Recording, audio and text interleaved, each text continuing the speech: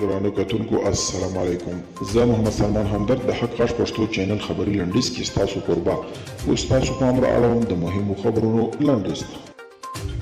د ولسمشر غني د تازه حکم له مخې جنرال بسم الله محمدي د ملي دفاع وزارت د نومان سرپرست عبدالستار میرزکوال د کورنۍ چارو وزارت د نوماند او سرپرست حیات الله حیات د کلیو بیا رغونې او پراختیا د نوماند او سرپرست وزیر په توګه ټاکل شوي دي.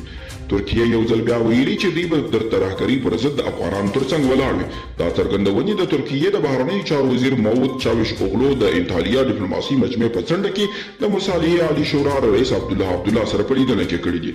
د ایران ولسمشر ټاکنو ته نومان ابراهیم رئیسي چې د مذهبي مشر په بشپړ ملاتړ هم ورسره دي د نږدې 11 میلیونه او 800 زره رایو په ګټلو سره چې د ټولو کارول شوي رایو 2 سلنه کېږي د ایران د نوي ولسمشر په توګه اعلان کړل شو. او د ملګرو ملتونو عمومي اسامبلې ویلي چې د انټونی ګوتریش د دویم دورې لپاره دغه سازمان د عمومي منشور په توګه وټاکه.